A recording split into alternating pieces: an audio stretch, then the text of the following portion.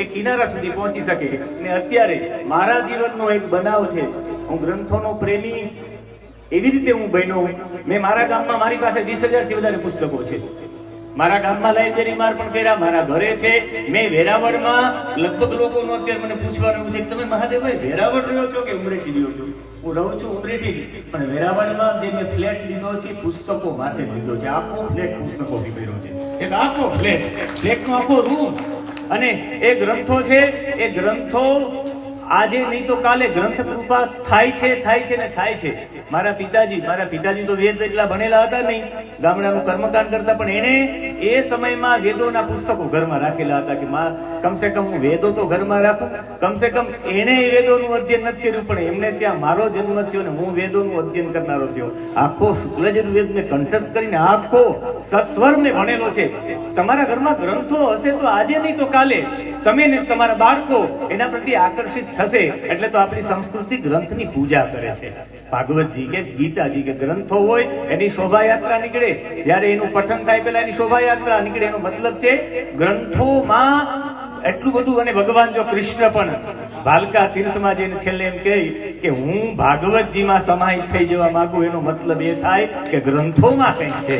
ભગવાન કહે કે હું મારું પોતાનું તેજ ભાગવતે અદદાત સ્વકીયમ ભગત ભવેત યત તેજ, હું મારું પોતાનું તેજ આ ગ્રંથોમાં છોડી જાવ. એટલે આપણે સમજી જવું જોઈએ કે ગ્રંથોમાં ભગવાનનું તેજ નિહિત છે. ભગવાનના કદાચ ને જો તમારે પ્રત્યક્ષ દર્શન કરવા હોય તો કદાચ કૃષ્ણના દર્શન કરવા હોય તો શ્રીમદ ભગવદ ગીતા જ ખોલવી પડે, તો કૃષ્ણને તમે બરાબર રીતે દર્શન કરી શકો.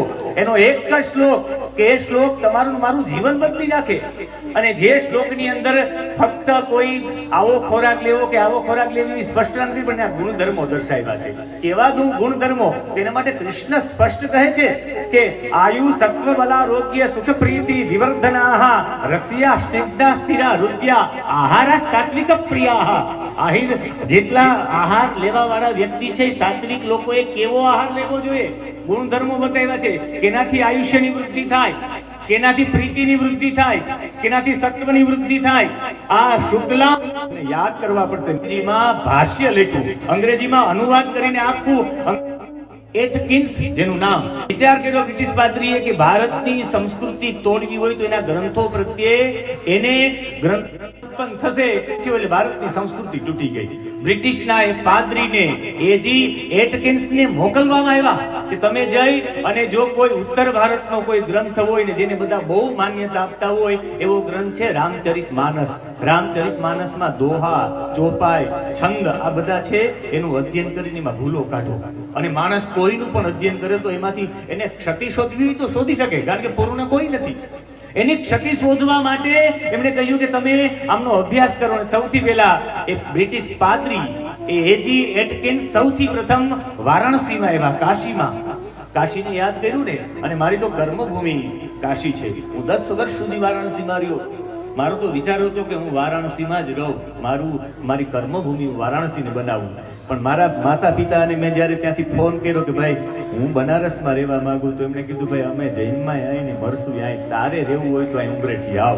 એટલે પછી મેં પણ નિર્ણય કરી લીધો કે રહેવું છે ને ત્યાંથી જ આપણે કાર્યનો આરંભ કરીએ. અને આજે રોજની કંઈક ને કંઈક માનું કે આ જ્યાં બ્રાહ્મણોનો અને ભેગા મળીને જો બામણા સાબરમતી મંદિરની ઈંટ રાખવાનો જો મને મોકો મળતો હોય તો હું મારી જાતને ભાગ્યશાળી માનું છું કે આવો મને અવસર મળે ને એ અવસર અંતર્ગત મને એનો સાક્ષી બનવાનો મોકો મળે.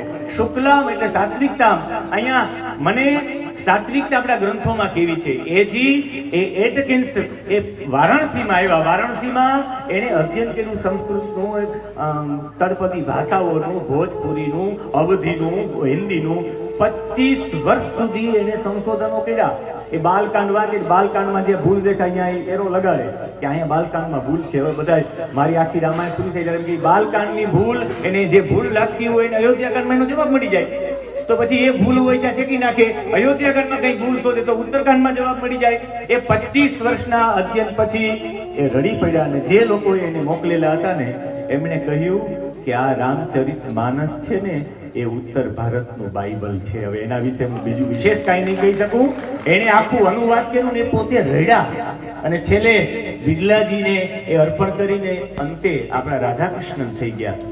એ રાધાકૃષ્ણનના હાથે છેલ્લે હિન્દુસ્તાન ટાઈમ્સ વાળાએ આખો અનુવાદ થયો અને પેલું વહેલું જોઈ અંગ્રેજીમાં કોઈ અનુવાદ કર્યું હોય રામચરિતમાનસનું તો એ એજી એટકિન્સ છે. એને પોતાના જીવન કથામાં લખ્યું છે કે રામચરિતમાનસના ગ્રંથને વારંવાર ભૂલો શોધવા માટે વાંચવામાં મેં વારંવાર એ ગ્રંથને વાંચ્યો. હું એક ગ્રંથનો સેવક બની ગયો છું. આ ગ્રંથોની તાકાત છે. આટલી સાત્વિકતાથી ભરેલા આપણા ગ્રંથો છે.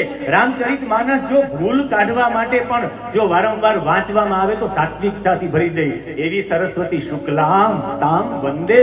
હે દેવી, તારામાં જે સાત્વિકતા ભરેલી છે એવી હે સરસ્વતી દેવી. એટલે હું સરસ્વતી દેવીને હાલતી ચાલતી સરસ્વતી દેવી એટલે આ પુસ્તકાલયને માનું છું. આ પુસ્તકાલયને પ્રાર્થના કરું છું. વંદે, તને વંદન કરું છું. હે માં સરસ્વતી શુક્લામ, તું સાત્વિકતા આપનારી છે, સાત્વિકતાથી ભરેલી છે સંપૂર્ણ માં સરસ્વતી. અને હાલતી ચાલતી માં સરસ્વતી એટલે આપણા ગ્રંથો છે. હું તો આજે પણ મારી ગાડીની તમે ડેકી ખોલો કે મારા ગાડીમાં તમે જોવો તો એમાં ગ્રંથ જ નીકળે. જેટલા મારા કપડા નીકળે એનાથી વધારે ગ્રંથો નીકળે. હું ગ્રંથો સાથે શું છું ને ગ્રંથો સાથે હું ખાલી ભાગવતજીની કથા ખાલી કથાના રૂપમાં નથી કરતો. ક્યારેક પણ તમારા ગામમાં તો અહીં મેં કરી છે.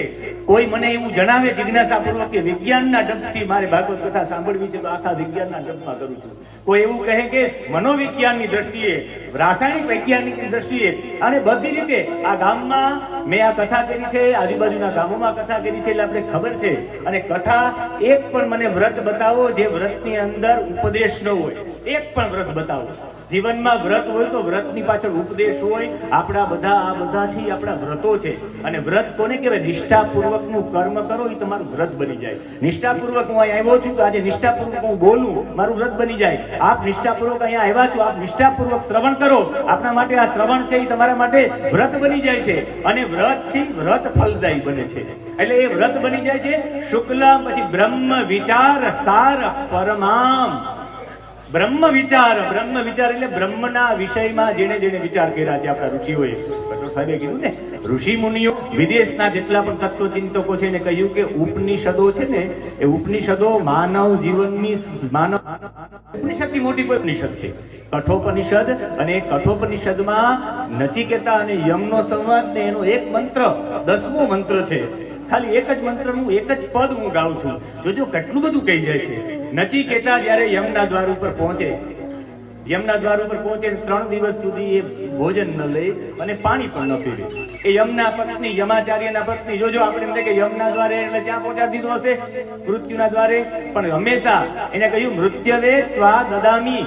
એના પિતાજી વાજસ્રવા, જેને ઉદાલક કહે છે, એના યજ્ઞમાં દાન આપતા અને વારંવાર એનો દીકરો વચ્ચે વ્યવધાન કરે એટલે કહી દે કે જા હું તને મૃત્યુને આપું. હવે જો કોઈ પણ પિતા એમ કહીને દીકરો મૃત્યુ પાસે વયો જાય, આજની દ્રષ્ટિએ મૃત્યુ એટલે ન્યાયાલય. યમનો દ્વાર એટલે ન્યાયાલય, જ્યાં સૌથી વધારે ન્યાય મળે છે. આ બાળકને ન્યાય માટે મોકલી દેવામાં આવ્યો, ન્યાયાલય મોકલી દેવામાં આવ્યો. અને યમ પાસેથી જ્યારે જાય છે 3 દિવસ યમની ગેરહાજરી હોય છે. આ વાતને ખાસ નોંધ કરજો. યમ હાજર હોતા નથી. એના પત્ની આગ્રહ કરે ધુમોરના કે તમે બ્રાહ્મણના બાળક છો અને મારા આંગણે તમે પાણી પીધા વિનાના છો, ભોજન લીધા વિનાના છો, કંઈક તો લ્યો. ત્યારે નચિકેતાનો જવાબ હોય, નચિકેતાનો અર્થ થાય ન કેતયતી નચિનોતી ઇતિ નચિકેતા. જે કોઈ પણ પ્રિય પદાર્થોનું ચયન નથી કરતો, જે કોઈ પણ પ્રકારનો સંકલ્પ નથી કરતો, જે ભૌગોલિક રીતે કે આધ્યાત્મિક એનો કોઈ સંકલ્પ જ નથી. અને એવું આ નચિકેતા જે કોઈ ચયન ન કરે. એટલે જ મને એવું કહે, નચિકેતા માટે વિવેકાનંદ કહે છે કે મને જો કોઈ give me 100 Nachiketa, I will change the world. હું આખા વિશ્વને હું બદલી શકું છું. મારે જો 100 નચિકેતા મને મળી જાય. આનો મતલબ છે નચિકેતા કેવા છે. હવે જોજો, નચિકેતા કહે કે હું કઈ લઈ ન શકું. શા માટે ન લઈ શકું? કારણ કે મને દાનમાં આપેલો છે મારા પિતાજીએ યમને. અને દાનમાં આપેલી વસ્તુ જ્યાં સુધી જે વ્યક્તિને દાન આપવામાં આવ્યું છે ત્યાં સુધી દાનની વસ્તુ ન પહોંચે ત્યાં સુધી એવી રીતે જ રહેવી જોઈએ.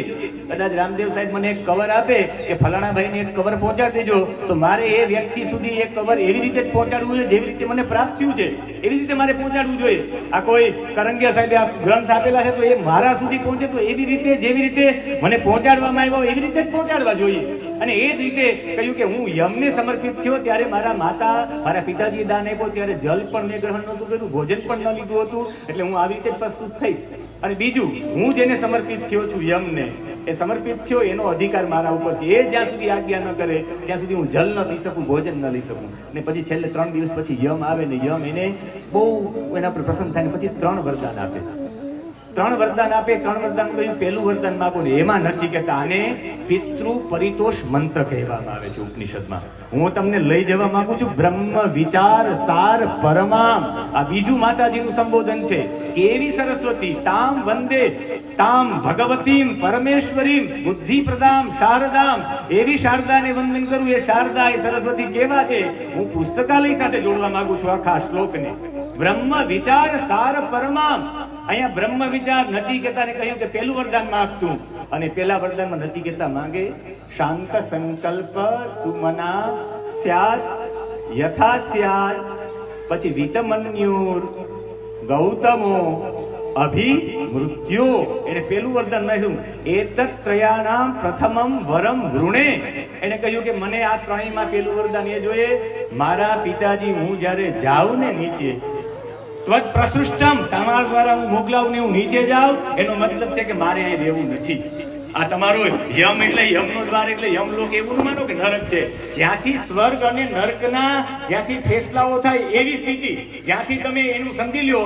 યમ એટલે અત્યારના સમયમાં અમેરિકા અને અમેરિકાના પ્રેસિડેન્ટ એટલે એ સમયના યમ. અમેરિકાના પ્રેસિડેન્ટ પાસે કોઈ પહોંચે અને અમેરિકાના પ્રેસિડેન્ટને કહે કે શું જોઈએ, તો ઓલો માગી લે કે મને ગ્રીન કાર્ડ જ આપી દો, આ રહેવાનું. પણ આને કહ્યું મારે ત્યાં નથી રહેવું.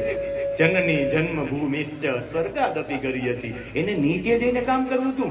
એને કહ્યું કે તમારા દ્વારા જ્યારે તમે મને મોકલો નીચે ત્યારે મામ અભિવદે, મારા પિતાજી મને ઓળખે, મારા પિતાજી મને સ્વીકારે. એનો મતલબ છે કે મારા પિતા પ્રત્યેનો પ્રેમ મારે ઓછો ન થાય, કારણ કે મારા પિતાજીએ યજ્ઞ કરતા હતામાં વ્યવધાન મેં કર્યું છે. સાચો સાધક એ કહેવાય કે બીજામાં દોષ ન જુએ, પોતાની જાતમાં દોષ જુએ. અને જે પોતાનો દોષ જુએ ને એ માણસની પ્રગતિ આગળ થઈ શકે. કોઈ સ્કૂલની અંદર એક સ્પર્ધા હતી, 50 બાળકો એકત્રિત થયા. આજે ગણતંત્ર દિવસ છે. એ 50 એ સ્કૂલની અંદર વિદ્યાર્થીઓએ ભાગ લીધો દોડની સ્પર્ધામાં. એના માતા પિતા આવ્યા એમને પ્રોત્સાહન આપવા માટે. બધા લોકો આવી ગયા અને જયારે 50 જે દીકરીઓ હતી, 50 દીકરીઓ દોડતી હતી પ્રાથમિક શાળામાં એ દોડની સ્પર્ધામાં. એમાં સ્વાભાવિક છે 5 દીકરીઓ આગળ હતી. એ 5 દીકરીઓ આગળ હતી, 45 દીકરીઓ પાછળ હતી અને 5 જ નંબર આપવાના હતા. 45 દીકરીઓના વાલી જતા રહ્યા કે હવે આપણી દીકરીનો નંબર આવશે જ નહીં, હવે ઊભું શું રહેવું. લગભગ લોકો નીકળી ગયા. એમાં જે 5મા નંબરની દીકરી હતી ને એનો 5મો નંબર આવ્યો ને પિતાજીએ દોડીને દીકરીને તેડી લીધી, ઊંચી ઉલાડીને એને હાથમાં પકડી લીધી. રાજી થઈ ગયા કે તારો 5મો નંબર આવ્યો. ત્યારે એની દીકરી કે પિતાજી મારો પપ્પા મારો 5મો નંબર આવ્યો છે, તમે એટલા બધા પ્રસન્ન કેમ થાવ છો? ત્યારે એમણે કહ્યું કે દીકરી રડવા માંડી ગઈ. દીકરી કે ના તને આઈસ્ક્રીમ ખવડાવવું છે. પણ એ કે પપ્પા મારો 5મો નંબર આવ્યો. કે દીકરી એમ તો વિચાર તું 45 થી તો આગળ છે, તું એમ કેમ નથી વિચારતી? તો આ તારો પોઝિટિવ અભિગમ. અને બીજું એને કહ્યું 45 થી તો તું આગળ છે, 45 માં તું પહેલી છે, ભલે તારો 5મો આવ્યો. કહ્યું પિતાજી હવે તમે ઓલું ન કરું, આવતા વર્ષે કે વધારે મહેનત કરીશ, વધારે મહેનત કરીને આવતા વર્ષે હું પહેલો નંબર લઈ આવી. ત્યારે પિતાજી કહ્યું નહીં, આવતા વર્ષે નહીં, આપણે દીકરી પોતાની જાતને વધારે મજબૂત કરવી છે. તું હજુ પણ દોડ, બીજી ટ્રાય, ત્રીજી ટ્રાય, ચોથી ટ્રાય, 5મી ટ્રાય, જેટલી પણ ટ્રાય થશે ને એમ તારા આ કદમ છે, તારા પગ છે મજબૂત થતા જશે. આપણે આપણી જાતને મજબૂત કરવાની છે. બીજાની સ્પર્ધા જોઈને આપણે દોડવાની જરૂરિયાત નથી. આપણે કેટલા મજબૂત થાય અને આપણે આપણું જો આત્મ અવલોકન કરી શકતા હોય તો આત્મ અવલોકન માટેનું જો કોઈ શ્રેષ્ઠ સાધન હોય તો એ ગ્રંથો છે. મને જ્યારે પણ કંઈક ને કંઈક પ્રશ્નોના જવાબો ક્યારેક મારે જોઈતા હોય તો હું ગ્રંથ ખોલું. એ ગ્રંથોમાં મારો જવાબ હોય. ગમે ત્યારે ગ્રંથ ખોલું. મારી પાસે પેલા એક પુસ્તક હતું તુલસીદળ, પરમ પૂજ્ય પાંડુરંગ શાસ્ત્રીજીનું હતું. એ ગમે ત્યારે હું તુલસીદળ ખોલું તો એ હું વિચારતો હોય એનો જવાબ એમાં હોય. એ તુલસીદળનું એનું વિજીગીશું જીવનવાર આ ગ્રંથો છે તો એમાં મોટા ભાગના જવાબો મળી જાય છે. કહેવાનો ભાવ એ છે બ્રહ્મ વિચાર સાર પરમામ. આ કેવું છે? બ્રહ્મના વિષયમાં. અને બ્રહ્મના વિષયમાં જેના વિચારો છે, બ્રહ્મના વિચારો એટલે નિર્દોષ વિચારો. જ્યાં વેદોમાં આજે પણ ઋષિઓ મંત્ર આપનારા છે, પણ મંત્ર દ્રષ્ટારહ પોતાની જાતને કહ્યું છે. બ્રહ્મ વિચાર જેની એટલી મોટી છલાંગ છે, આ નથી કહેતા. જોજો, એના પિતાજીએ જેને મૃત્યુ નામ દીધા છે તો એ વિચારે છે કે દોષ મારો છે, મેં મારા પિતાજીને વારંવાર વ્યવધાન કર્યું. હું નીચે જાઉં ત્યારે મને દીકરા તરીકે સ્વીકારીને આ બધું ભૂલી જાય.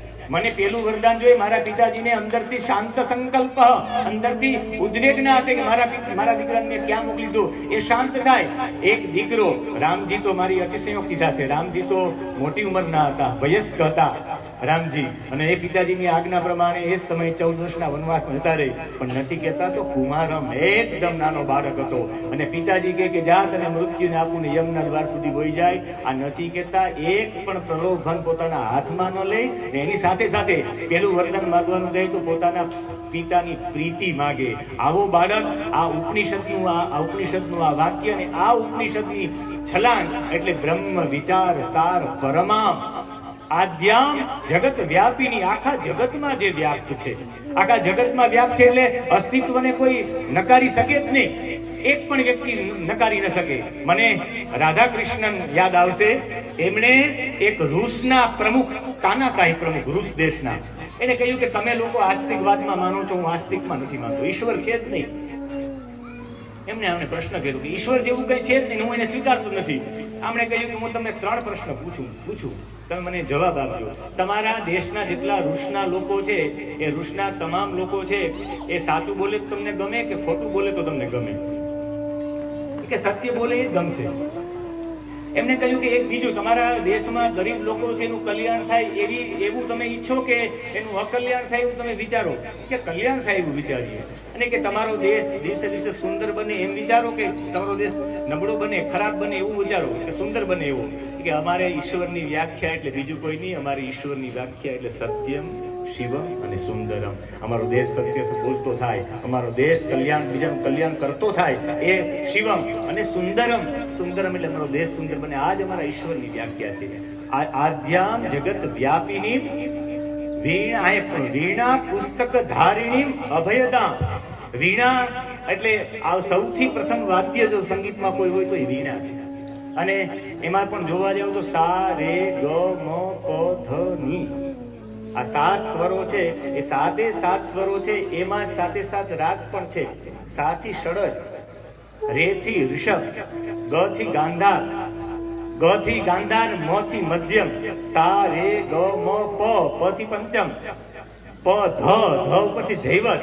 આ બધા રાગો વીણાના રાગો છે. મને ક્યારેક કોઈ એક પ્રશ્ન પૂછ્યો હતો કે જ્યારે પેટી નહોતી, જ્યારે આ વીણા નહોતી, જ્યારે સારે ગમ પધ ની એ કેમાંથી લેવામાં આવ્યો? મોર બોલે ને ષડજમાં બોલે. મોરનો ટહકો છે ષડજમાં છે, એમાંથી સા આવ્યો. મોરમાંથી સા આવ્યો, પક્ષીઓમાંથી ઋષિઓએ લીધું છે. સા એમાંથી આવ્યો. એનાથી ઋષભ છે, ગાયનો અવાજ ઋષભમાં નીકળે, દેડકાનો અવાજ ઋષભમાં નીકળે, એમાંથી રે લેવામાં આવ્યો, એને કહેવાય ઋષભ. પછી એના પછી ગાંધાર, અને આપણે પંચમમાં તો જાણીએ છીએ કોયલ, અને ધૈવત, હાથી જે નાદ કરે ને એમાંથી ધૈવત આવ્યો. આમાંથી જ અવાજ લેવામાં આવ્યા. એટલે આ વીણા છે એ સંગીત છે, અને સંગીત છે એ ગાન છે. ભગવાનને ગાનથી માણસ એકાગ્રતામાં વહેલો આવી શકે. એટલે એકાગ્રતા લઈ આવવાનું કારણ પણ માં સરસ્વતી છે. અને વિશેષ વીણા પુસ્તક ધારિણી, આ ગ્રંથ ધારિણી છે, માં સરસ્વતી છે. સરસ્વતીના હાથમાં પણ ગ્રંથ છે. એટલે મેં તબ તક રહું વિદ્યાર્થી જબ તક ઉઠે ના મેરી અર્થી. જ્યાં સુધી મારી અર્થી ના ઉઠે ત્યાં સુધી માણસ વિદ્યાર્થી, આ જીવન એને અધ્યયન કરતું જ રહેવાય. અને અહીંયા તો આ ગ્રંથોની દ્રષ્ટિએ ખાલી વેદ ઉપનિષદ નહીં, પણ ગ્રંથો, શૈક્ષણિક ગ્રંથો પણ એટલા છે. એટલા બધા શૈક્ષણિક ગ્રંથો છે કે જેના લીધે માણસ તૈયારી કરી શકે, તૈયારી કરીને આગળ વધી શકે. માં સરસ્વતીના આજના દિવસે, હું બપોરનો સમય પણ થઈ ગયો છે, તડકો પણ ત્યાં વ્યાપ્ત છે, પણ એટલું કહીશ, શુક્લા બ્રહ્મ વિચાર સાર પરમા આદ્યામ જગત વ્યાપિની વીણા પુસ્તક ધારિણી અભયદામ જાડ્યાંતકારાપહામ. જાડ્ય અંધકાર અપહામ, તમારી અજ્ઞાન રૂપી અંધકારને દૂર કરનારી શક્તિ આની અંદર છે. ગ્રંથની અંદર તમે જ્યારે કોઈ પણ ગ્રંથને, છેલ્લે એક એરિસ્ટોટલે જ્યારે પોતાના શિષ્ય સિકંદરને કહ્યું હતું કે તું ભારત જા તો ભારતથી ગ્રંથ લેતો આવજે, ઋગ્વેદ. એતરીય શાખાના બ્રાહ્મણો, એતરીય પ્રદેશ છે પંજાબ પાસે, એ એતરીય શાખાના બ્રાહ્મણો પાસે આ ઋગ્વેદ છે, એ આખો ભોજપત્રમાં છે, એ તું લઈ આવજે. એરિસ્ટોટલનો શિષ્ય સિકંદર જ્યારે આવ્યો એતરીય શાખાના બ્રાહ્મણો પાસે પંજાબમાં, અને ત્યારે ભોજવાળો આખો રેગી લે એમને લઈ ગયો આજનો સમયમાં તમને ગ્રંથ પ્રદાન કરી ન શકું તમે દિવસ દરમિયાન આવજો ચારે તરફ એક પહેરો રાખી દે આખો પહેરો રાખી દેવામાં આવ્યો અને સવારનો પ્રાતઃકાળ થયો એટલે જ્યારે દરવાજો ખોલ્યો સિકંદરે ત્યારે ઓલા જે ઐતરી શાખાનો બ્રાહ્મણ હતો એ લગભગ ગ્રંથોના પાનાઓ ભોજપત્રના ઓમી દીધા હતા એક છેલ્લું પત્તું રાખ્યું અમને પગ પકડી લીધો એક તો આપું મારા ગુરુજીને આ ગ્રંથ આપી શકું ત્યારે એ પત્તું પણ બાળી નાખ્યું એને અને એને પગ પકડીને જ્યારે એમને કહ્યું કે ભાઈ મારા માટે કંઈક તો વ્યવસ્થા કરો ત્યારે નીકળી તું મૂર્ખ છે તારા હાથમાંથી પણ આ ગ્રંથ ગયો અને મારા હાથમાંથી પણ આ ગ્રંથ ગયો હવે તમને કહ્યું કે મેં તો ગ્રંથ કંઠસ્થ કરી લીધો છે જ્યારે જરૂરિયાત પડશે મારી સંસ્કૃતિને હું કંઠસ્થ થયેલી છે એ ગ્રંથસ્થ કરી દઈશ અને એ ગ્રંથસ્થ કરી દઈશ એટલે ત્યારે એમણે એના બે દીકરાઓ લઈને એના એક દીકરાનું મસ્તક કાપી નાખ્યું કહ્યું કે મને ગ્રંથસ્થ કરી દે મારા ગુરુજી પાસે મારે લઈ જવો છે ત્યારે એમણે એક જ જવાબ આપ્યો છે કે મારા બીજા પુત્રને પણ મારી શકે અમે પુત્રો આપી શકીએ શાસ્ત્રોને આ ગ્રંથોનું રક્ષણ એટલે આવી રીતે કર્યું છે આ ગ્રંથોનું સંરક્ષણ થયું છે અત્યારે ગ્રંથોનું સંરક્ષણ કરવું હોય માં સરસ્વતીની ઉપાસના કરવી હોય વ્યાસની વંદના કરવી હોય તો એક જ કામ કરી શકાય એ ગ્રંથો આપણે આપણામાં કંઠસ્થ કરીએ આ ગ્રંથો વાંચીએ ભગતસિંહને પણ છેલ્લા સમયે કહેવામાં આવ્યું કે હવે તને ફાંસી મળી જશે તું ગ્રંથ શા માટે વાંચે એમને કહ્યું કે આવતા જન્મમાં કામ આવશે આ ગ્રંથો જન્મ જન્માંતર સુધી કામ આવે છે આ સમયમાં એક કૌટિલ્ય નામનો બાળક એ ઘણા બધા દેશ વિશે એટલી બધી માહિતી આપી શકે કારણ પૂર્વજન્મમાં ગ્રંથો વાંચેલા છે મને એવું લાગે સંત મકનદાસ બાપાની ચેતનાની એવી ઈચ્છા છે કે અહીં મારા ગામમાં આ બામણાસા ગામમાં હું એટલા સમય રહ્યો આ ભીડભંજન એટલે મહાદેવ જે જ્ઞાનનો દાતા છે આ સ્થાનમાં જે વ્યક્તિ આવે ખાલી ચાની રકાબી પીને જતો રહે એમ નહીં એને જ્ઞાન પણ કંઈક પ્રાપ્ત થાય એટલે કદાચ આ સંત મકનદાસ બાપુની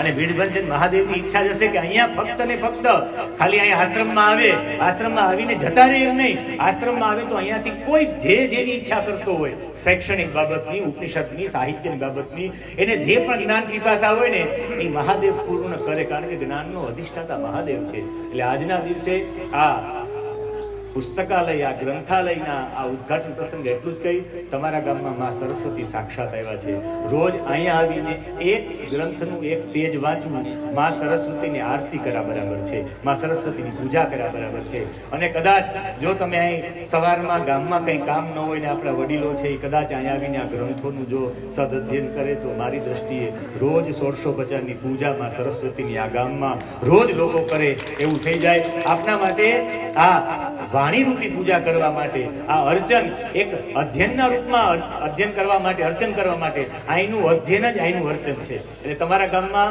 આજ સરસ્વતી માતાજી બિરાજિત થઈ ગયા છે સાર્વજનિક રૂપે ગામનું આ સાર્વજનિક મંદિર છે અને આ મંદિરમાં ગમે તે આવી શકે અને એને જે ઈચ્છા હોય એ ગ્રંથ વાંચી શકે રોજ સરસ્વતી માતાજીને વંદના કરવા માટેનો મોકો છે એવી બુદ્ધિ પ્રદાન કરનારી આ શારદા એટલે જેની પૂજા થાય એવી આ સરસ્વતીના રૂપમાં હું પુસ્તકાલયના રૂપમાં સરસ્વતીને જોઉં છું તો આ 14 ગુણ આ બામણાસા ગામના લોકોમાં પ્રવર્તિત થાય એના જીવનમાં ઉતરે હત જ્ઞાનમ ક્રિયાહીનમ હર્ષ હતા એને સરસ્વતી પાસે વરદાન માંગ્યું હતું POK માં પાકિસ્તાનમાં અત્યારે પણ શારદા મઠ છે માં શારદાને પ્રાર્થના કરી કે મારું જ્ઞાન ઓછું થાય એવું કંઈક માં કર કારણ કે મારું જ્ઞાન એટલું બધું છે કે એ જ્ઞાન કોઈ સમજી નથી શકતા અને હત જ્ઞાનમ ક્રિયાહીનમ એ જ્ઞાન નકામું છે જે ક્રિયાયુક્ત નથી અને ક્રિયાયુક્ત છે એને જ્ઞાન કહેવાય આપના ગામની અંદર માં સરસ્વતી પધાર્યા છે તો એ 14 વિદ્યાના 14 લક્ષણો યુક્ત છે પણ અત્યારે સમય અભાવના કારણે આપણે અહીંયા સુધી રાખશું શુક્લામ બ્રહ્મ વિચાર સાર પરમામ આધ્યામ જગત વ્યાપ્યામ વીણા પુસ્તક ધારિણી અભયદામ જાડ્યાંધકારાપામ અહીંયા આપણે બધાને અભય થવું હોય તો અભય એ જ થઈ શકે જેની અંદર સત્ય પ્રવેશે અને સત્ય ત્યારે જ પ્રવેશે કે આ બધા ગ્રંથો છે ગ્રંથો નથી પણ આપણા માટે માં ભગવતી સાક્ષાત સરસ્વતી છે હું આ પુસ્તકાલયને સંત મકનદાસજીને અને આ ભીડભંજનની ચેતનાને અને આમાં તમામ યુવાનોએ જે યુવાનોએ કામ કર્યું છે એ તમામ યુવાનોને પણ વંદન કરું છું અને મારા લાયક કંઈ સેવા હોય તો એ આદેશ ફરમાવજો એ સાથે સૌને જય શ્રી કૃષ્ણ.